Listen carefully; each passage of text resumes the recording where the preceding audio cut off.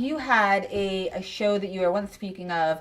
It was a Korean show. Yes, the Korean show. Like what was that? It's a show on Netflix, and I really like that show. Like I binge watch all the time, so I watched the whole. I binge something, not binge. What is it that you binge?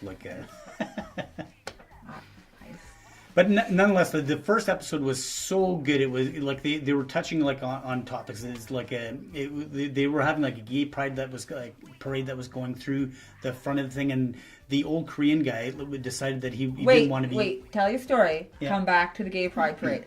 I got one too. Okay, you got one too. Okay. I got a story for you. Fantastic. So he doesn't want to like seem like he's like what do you call it, like homophobic. He doesn't want to seem like he's homophobic. So he comes like around, and the first gay people come in, and they're talking about their gay pride stuff, and he says, I'll give you guys 15% discount because you're gay, just because he's trying to be not homophobic, like, and he doesn't want. He doesn't want to be seen as he might be the least homophobic person on the planet, but he's afraid that he's going to look like it. Exactly. So he's being a little extra oververted towards. Oververted. That's my word. He's extrally oververted towards ensuring that nobody sees him that way. Yeah. And I think people do that all the time, like in real life as well. Well, it's very true. I grew up in a town that was uncultured and uncolored. That's the first time I've ever said that, but it makes perfect sense. This little white ass town in the Southern Ontario region. And though my town was wonderful, it didn't give me a lot of interaction with people of different culture or color. So growing up, I found that I would smile longer when I was in the presence of someone that was from a different area or of a different background, different color. And it was something I noticed later in life, but I think that I was being that oververted, I was being extroverted towards ensuring that nobody realized how unfamiliar I was, how hickish, I guess one would say, to culture, to color, to that kind of a community. You're interested, like it. So yeah, it'd be like Mexican, hi, nice to meet you. South Africa, high five. Ass slap over to Europe, like just touch and base with all the different regions once I got older, because I wanted to make sure that that I was a little more familiar. And that I wasn't feeling small townish anymore. And speaking about being familiar, I guess the topic that we touched on was the gay pride thing. You said you had gay pride. I got the best gay pride story ever. So, Vegas, a few years back.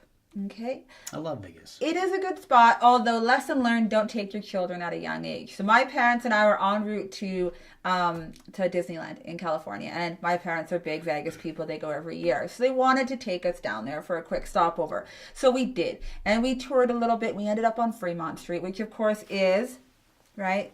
The flying, the zip line. The zip line, I love that thing. Right? The whole roof has been redone, so it's a light show. And it's basically the nitty gritty, like whereas Uptown is like the classy. And you can still get crazy Uptown, of course, but it's more of like it's the dirty end of Vegas. So the Gay Pride Parade is going through that day. And in my head, I'm thinking, I'm super stoked, because wouldn't I love to watch that? Isn't it a wonderful thing that now homosexuality is so natural that it's not even a conversation, at least in most houses. Thank goodness, right? We're past the point of it even standing out, and as it should be. But when I was down there with my children, I remember distinctly being like, get in the car. Because, and my mother looked at me a little interestingly when I said get in the car, because having to or not having to explain why two people choose to love each other, it's either easy or you don't even have to do it anymore.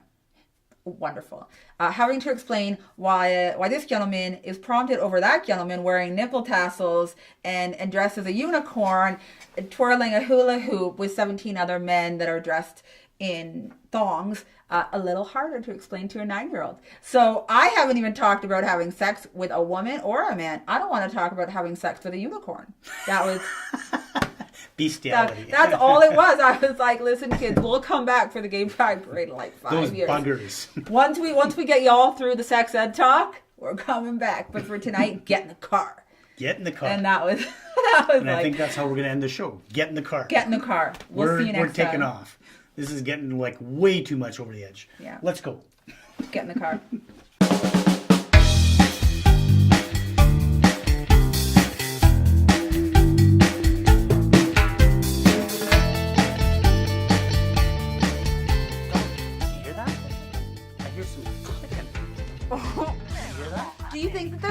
the link below? Is that what it is? Well, it sounds like that's what it is. If they're clicking the link below, But you know what that means? it means that they're gonna like it. And subscribe. And goodness, I love comments. And you know what that means? It means that we've accomplished everything we've ever set out to accomplish in life. Everything. Awesome. Our goals are complete. Like, share, comment, Subscribe. subscribe.